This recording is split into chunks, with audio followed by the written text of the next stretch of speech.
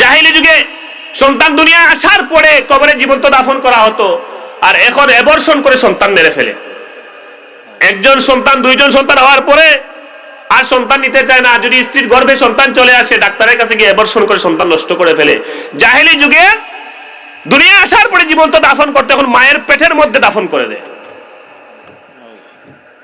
এই ভয়ে যে আমি এত সন্তান লালন পালন করবো কিভাবে।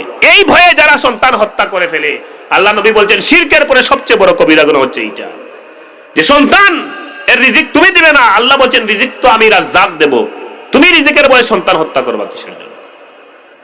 সমাজে বহু ঘটনা এরকম, বহু দম্পতি করে এক সন্তান দুই সন্তানের বেশি নেব না, বা বিয়ের প্রথম বছরে সন্তান দ্বিতীয় বছরে নেব না, সন্তান স্ত্রীর গর্ভে চলে আসলে এখন কি করবে, অ্যাবর্শন করে ফেলো। ডাক্তাররা বলে অ্যাবর্শন করে ফেলো, এত অ্যাবর্শন করে ফেলছে। জাহিলি যুগে জীবন্ত দাফন করতো, দুনিয়া আসার পরে এরা মায়ের পেটেই দাফন করে দেয়। এটা হচ্ছে সবচেয়ে বড় কবিরা গুনার একটা কবিরা গুনাহ। দ্বিতীয় কবিরা গুনাহ, আল্লাহর হাবিব সাল্লাল্লাহু আলাইহি ওয়াসাল্লামকে এক সাহাবী প্রশ্ন করলেন, ইয়া রাসূলুল্লাহি আইয়ুয যামবি আযম, কোন গুনাহ সবচেয়ে বড় গুনাহ, কোন গুনাহ সবচেয়ে বড় গুনাহ? আল্লাহর নবী সাল্লাল্লাহু আলাইহি ওয়াসাল্লাম বললেন, আন তাজআলা লিল্লাহি নিদ্দান ওয়া হুয়া খালাকাক, সবচেয়ে বড় গুনাহ হচ্ছে আল্লাহর সাথে শিরিক করা। আল্লাহ তোমাকে সৃষ্টি করেছেন আর তুমি আল্লাহকে বাদ দিয়ে আরেকজন ইবাদত করতেছো, এটা হচ্ছে সবচেয়ে বড় কবিরা গুনাহ, শিরক।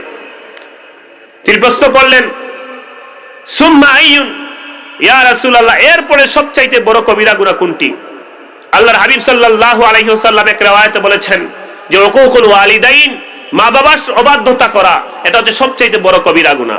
আরেক riwayate আসছে আন তাকতুলা ওয়ালাদাকা খাশিয়াত মাখাবাতা আন ইয়াতআমা মাআকা, তুমি তোমার সন্তানকে হত্যা করে ফেলবে এই ভয়ে যে সন্তান তোমার সাথে খাবে। এটা সহজ ব্যাখ্যা হলো এরকম যে আমরা অনেক সময় জাহিলি যুগে সন্তান দুনিয়ায় আসার পরে কবরে জীবন্ত দাফন করা হতো, আর এখন অ্যাবর্শন করে সন্তান মেরে ফেলে। একজন সন্তান দুইজন সন্তান হওয়ার পরে আর সন্তান নিতে চায় না, যদি স্ত্রীর গর্ভে সন্তান চলে আসে ডাক্তারের কাছে গিয়ে অ্যাবর্শন করে সন্তান নষ্ট করে ফেলে। জাহিলি যুগে দুনিয়া আসার পরে জীবন্ত দাফন করতে এখন মায়ের পেটের মধ্যে দাফন করে দেয়, এই ভয়ে যে আমি এত সন্তান লালন পালন করবো কিভাবে। এই ভয়ে যারা সন্তান হত্যা করে ফেলে, আল্লাহ নবী বলছেন শিরকের পরে সবচেয়ে বড় কবিরা গুনাহ হচ্ছে এইটা, যে সন্তান এর রিজিক তুমি দিবে না। আল্লাহ বলছেন রিজিক তো আমি রাজ্জাক দেব, তুমি রিজিকের ভয়ে সন্তান হত্যা করবা কিসের জন্য। সমাজে বহু ঘটনা এরকম, বহু দম্পতি করে এক সন্তান দুই সন্তানের বেশি নেব না, বা বিয়ের প্রথম বছরে সন্তান দ্বিতীয় বছরে নেব না, সন্তান স্ত্রীর গর্ভে চলে আসলে এখন কি করবে, অ্যাবর্শন করে ফেলো। ডাক্তাররা বলে অ্যাবর্শন করে ফেলো, এত অ্যাবর্শন করে ফেলছে। জাহিলি যুগে জীবন্ত দাফন করতো, দুনিয়া আসার পরে এরা মায়ের পেটেই দাফন করে দেয়। এটা হচ্ছে সবচেয়ে বড় কবিরা গুনার একটা কবিরা গুনাহ। দ্বিতীয় কবিরা গুনাহ, তৃতীয় কবিরা গুনাহ, আল্লাহর নবীকে জিজ্ঞাসা করেছে, ইয়া রাসূলুল্লাহ সুম্মা আইয়ুন, এরপরে সবচেয়ে বড় কবিরা গুনাহ কোনটি?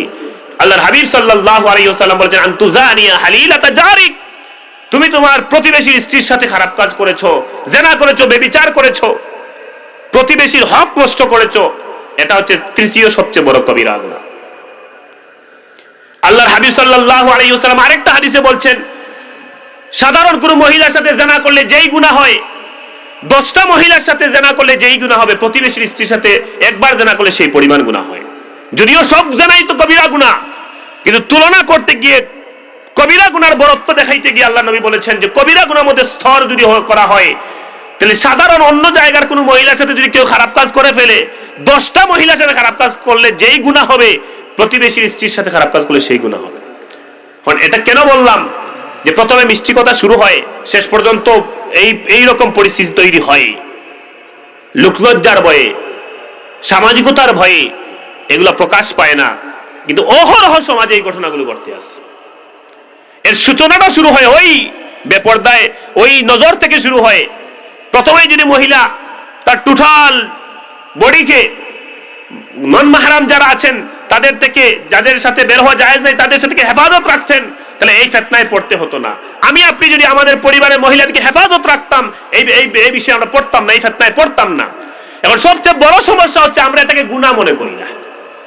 এটা যে একটা গুনাহ, এটা যে কবিরা গুনাহ, দায়মি আমরা কবিরা গুনার মধ্যে লিপ্ত আছি, এই অনুভূতিটা আমাদের মধ্যে নাই। এটা হচ্ছে সবচেয়ে বড় সমস্যা। যদি এই অনুভূতিটা আসতো যে এটা গুনাহ, এটা গুনাহ, তাহলে আমরা এটা সতর্ক থাকতাম। কিন্তু এটাকে আমরা নরমাল মনে করি, ইজি মনে করি, এজন্য আমরা এটা সমাজে নরমালাইজ করে ফেলেছি, সবাই এটা করি, জামাতের সহিত এটা আমরা করি। এখানে জামাতের সহিত এটা আমরা করতেছি, সামাজিকভাবে জামাতের সহিত এটা আমরা করতেছি।